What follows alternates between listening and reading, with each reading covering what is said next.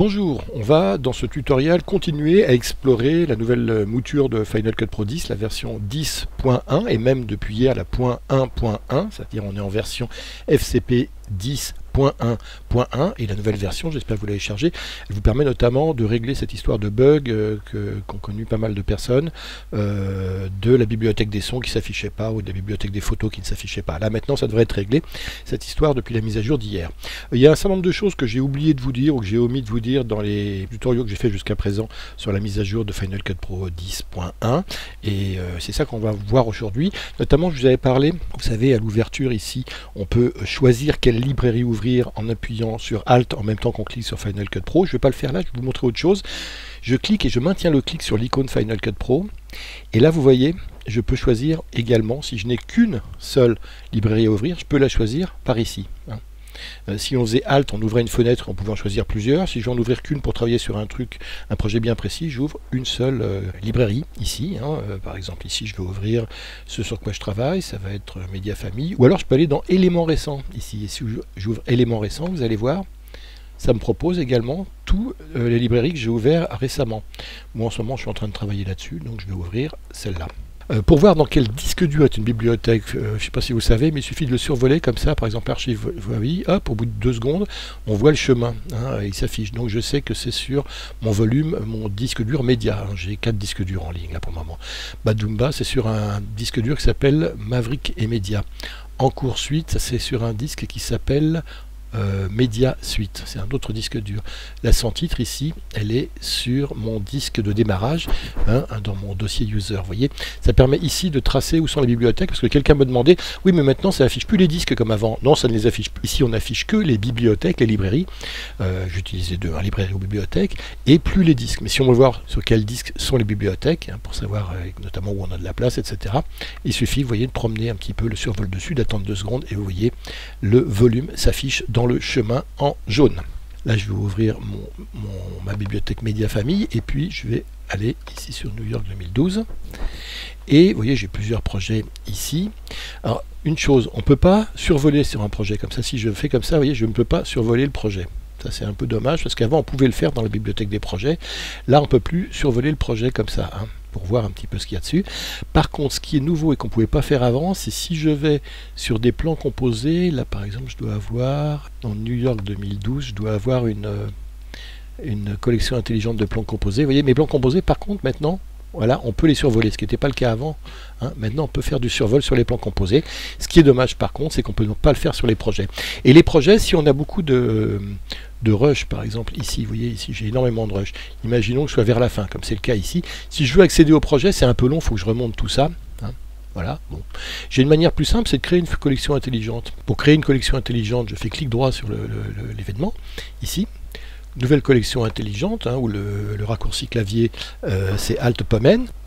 Cette collection intelligente qui s'appelle par défaut sans titre, je vais l'appeler projet.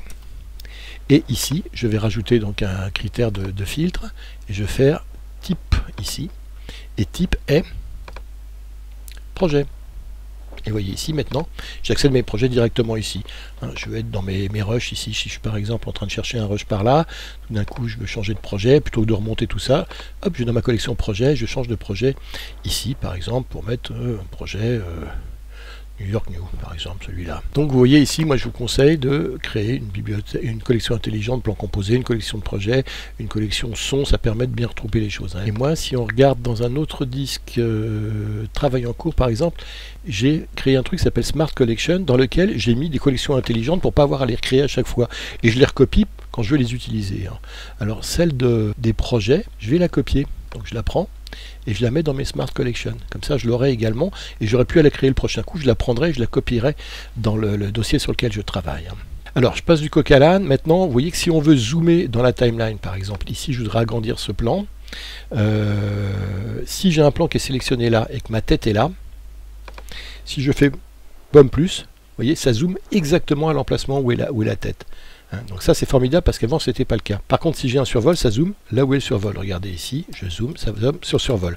Donc pour les zooms, la priorité c'est le survol puis la tête s'il n'y a pas de survol, hop, hop, hop, hop, voilà.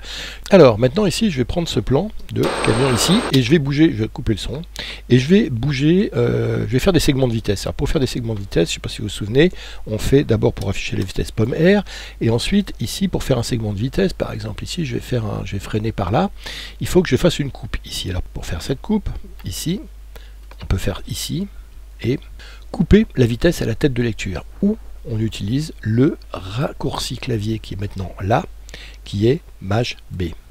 Et si je fais Maj B, je coupe le segment de vitesse, je fais une coupe de vitesse. Je vais en faire une autre, je fais un frein ici, puis ici je vais repartir plus vite, donc je fais à nouveau Maj B, je coupe à nouveau, et puis je vais repartir à partir de là plus vite, Maj B. Et alors, maintenant je vais mettre des transitions de vitesse ici, en changeant les vitesses. Il faut d'abord que je m'assure qu'ici, transition vitesse soit bien cochée ici, et maintenant vous le savez, je vais avoir des vitesses qui vont, si j'accélère ici, vous voyez j'ai la partie opaque qui me dit ça change de vitesse de manière progressive entre la vitesse rapide 152 et la vitesse à 100. Là ça va être une vitesse plus hop comme ça, plus lente, et puis ici je vais repartir en plus vite et ici en beaucoup plus vite. Et je voudrais que ce soit tout à fait progressif, donc voilà, je vais complètement bouger mes poignets de manière à ce qu'il n'y ait que du opaque. Voyez. Comme ça, là c'est pareil, progressif jusqu'à là. Celui-là progressif et celui-là progressif. Voilà, donc vous voyez, la leçon c'est de se dire que maintenant on a un outil pour couper sur la vitesse, pour faire des segments de vitesse, c'est Maj B. Retenez bien ce raccourci qui peut être très utile si vous touchez aux vitesses. Alors il y a une nouveauté aussi dans Final Cut Pro 10, c'est que maintenant on peut afficher les parties de plan qu'on utilise dans un montage. Si je fais présentation, afficher les plages de données utilisées, c'est comme ça qu'ils appellent les morceaux de plan utilisés, ils appellent les plages de données. Ouais, si je fais ça, j'ai des petits bouts orange ici, et ça les bouts orange, c'est ce qui est utilisé ici. C'est très utile cette fonction-là, donc je vais la laisser tout le temps, moi, parce qu'en fait, ça permet d'abord de voir ce qui a été utilisé pour ne pas l'utiliser deux fois, pour ne pas avoir des doublons dans un montage. Ah bah non, ça j'ai déjà utilisé. Si je suis plus loin dans le montage, je me souviens plus bien, je vois ici que ça a déjà été utilisé. Et surtout, ça permet aussi de voir ce qui n'a pas été utilisé. Je veux dire, tiens, je cherche une image qui se rapproche de ça, celle-là, mince, j'ai déjà utilisé. Ah, par contre, celle-là, je ne l'ai pas utilisé, ce bout de porte-là, par exemple. Tiens, très sympa, je vais le prendre. Vous voyez, donc c'est un truc très utile. Et il y a même une autre fonction qui permet de présenter et d'afficher les plans inutilisés. C'est-à-dire si je veux être sûr de prendre un plan qui ne soit pas utilisé, j'ai une fonction. Alors curieusement, elle n'arrive pas dans les menus ici. Vous savez qu'on peut trier ici, afficher tous les plans ou afficher que les favoris. J'en ai pas beaucoup des favoris, mais vous voyez, c'est ceux qui ont une barre verte, où on peut afficher tous les plans qui n'ont pas été rejetés. C'est-à-dire si j'ai rejeté des plans parce qu'ils bougeaient en rouge, est-ce que j'en ai ici? Je vais faire tous les plans pour voir, et puis on va essayer de trouver des plans affichés en rouge. Je suis sûr que j'en ai. Vous voyez ici, j'ai pas mal de plans loupés parce que par exemple j'avais oublié la caméra, elle tournait toute seule, donc c'est des plans rejetés. Celui-là parce qu'il bouge trop également. Hop, si je fais masquer les plans jetés, hop, ils disparaissent. Je les ai plus. Comme ça, ils ne viennent pas encombrer un petit peu ma timeline pour rien. Mais de la même manière, si je veux aussi être sûr, où sont mes plans orange ici, de ne pas reprendre deux fois un plan utilisé, je peux les masquer ces plans utilisés, c'est-à-dire ne plus les afficher. Et là, le raccourci clavier, il est simple, c'est Alt U. Alt U, ça affiche les plans unused. Bon, c'est cohérent le Alt, parce que c'est pareil, si je veux afficher tout, c'est Alt C. Si je veux afficher les plans non rejetés, c'est les hide, donc c'est Alt H. Et si je veux afficher les plans favoris, c'est Alt F pour favoris. Voyez. Donc Alt U affiche les plans inutilisés, Alt C affiche tous les plans, Alt H affiche les plans non rejetés, et Alt F affiche les plans favoris. Je vais dans mes projets par exemple ici, dans ma map, je viens de publier Sous-marin et porte-avions, je viens de le publier sur Vimeo. Donc je regarde ici dans partager, et effectivement je vois que je l'ai publié le 18 janvier, c'est bien aujourd'hui ce matin, sur Vimeo. Si je clique là-dessus, visiter, boum, regardez Vimeo. Mon film va se charger, porte-avions et sous-marin. Hop, et je peux le regarder ici, comme ça. Voilà, ça c'est utile à savoir. Vous pouvez également le recommander à un ami. Alors ça c'est bien aussi, parce que ça va ouvrir mail et envoyer le film directement à un ami. Enfin, envoyer le lien vers un film, vous voyez, le lien vers Vimeo. Et vous pouvez choisir de l'envoyer à un ami. Ça fait partie des petites fonctionnalités qu'on a aujourd'hui dans Final Cut Pro 10 qu'on n'avait pas avant.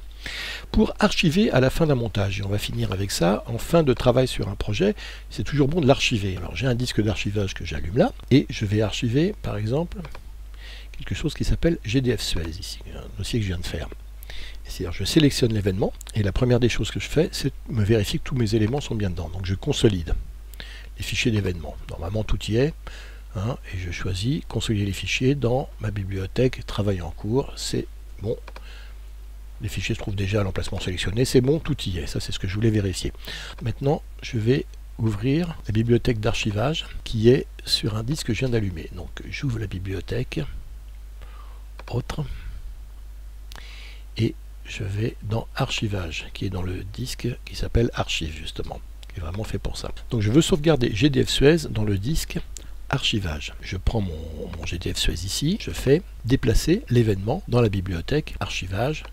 Comme je veux que l'archivage prenne le moins de place possible, je n'ai pas besoin de mes médias optimisés, je ne les copie pas. Bon, maintenant il faut attendre que la copie des fichiers se fasse, il y en a pour un petit moment quand même, parce qu'il y avait pas mal de monde dans ce film, et je vous propose de revenir quand tout ça sera fini.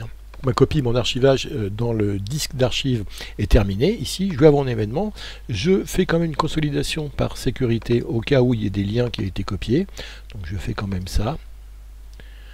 Consolider la bibliothèque archivage pour être certain que j'ai bien tous mes médias. Et maintenant je suis certain de tout avoir ici. Je vais faire une dernière chose. Pour l'archivage, j'ai intérêt à ce qu'il soit le plus léger possible. Donc je vais supprimer les rendus, les fichiers de rendu du projet pour libérer de l'espace disque, comme on me le suggère ici. Et voilà, c'est avec ça que je vous laisse aujourd'hui. Merci et à bientôt.